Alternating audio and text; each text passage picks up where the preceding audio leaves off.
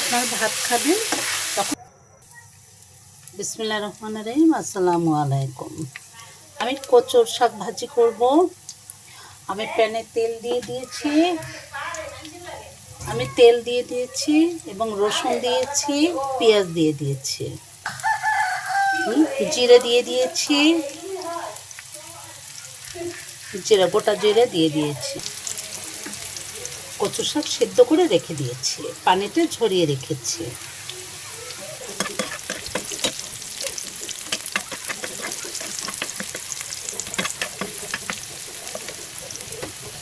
এখন মরিচ দিয়ে দিয়েছি, শুকনো এবং কাঁচা মরিচ।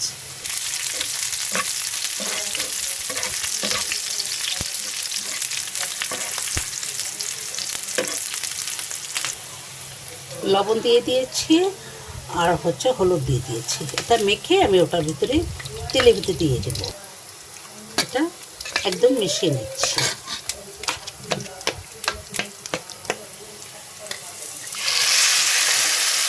দিয়ে দিলাম।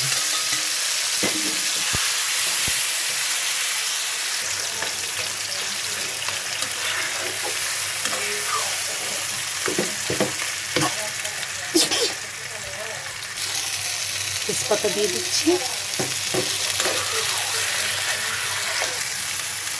যখন আপনার ভাত খাবেন তখন একটু আচারের তেল নিয়ে নেবেন। যে কোনো কিছু আচার হলে হবে,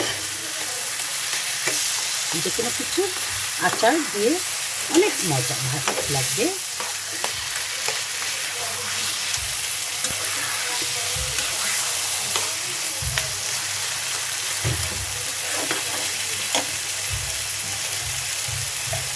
এখন আবার হালকা একটু রসুন কুচি দিয়ে দিচ্ছি।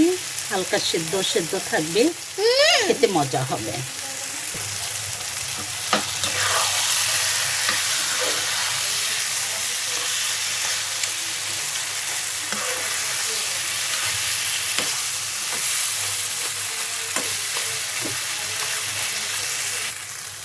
কচু ভাজি হয়ে গেল।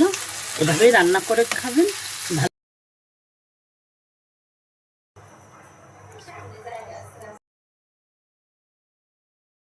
আমি চিংড়ি মাছ ভাজি করব, গলদা চিংড়ি। আমি গলদা চিংড়িটা হলুদ লবণ মেখে নিয়েছি, ফ্রাই প্যানে তেল দিয়ে দিয়েছি।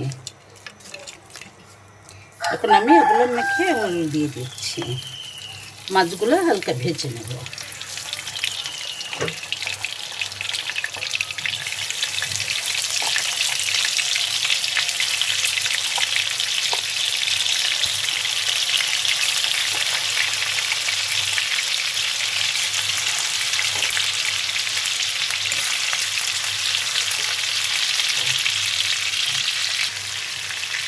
মাছগুলো উঠে নিচ্ছে।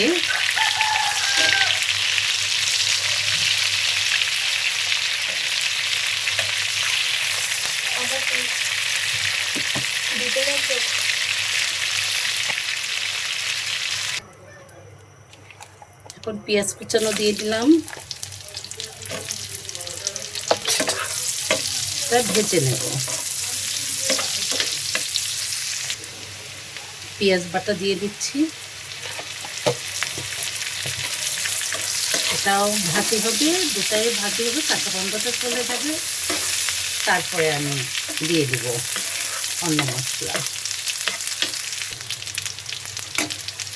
এখন আমি জিরে দিয়ে দিচ্ছি, জিরা বাটা দিয়ে দিলাম অল্প একটু, হাফ চামচ রসুন, হাফ চামচ আদা। যেহেতু চিংড়ি মাছে বেশি মশলা দিতে হয় না, তাই আমি একটু কমিয়ে দিলাম। ধনিয়া গুঁড়ো দিয়ে দিচ্ছি, হলুদ গুঁড়ো দিয়ে দিচ্ছি, 1 চামচ মরিচের গুঁড়ো দিয়ে দিচ্ছি। এখন আমি হালকা একটু পানি দিয়ে নিচ্ছি।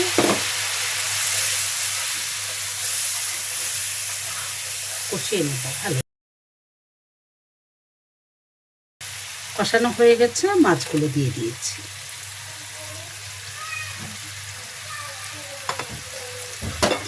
এখন নেড়েচেড়ে সবগুলো সুন্দর করে দিয়ে একটু ঝোল দিয়ে দিব, পরে ঢেকে দেব।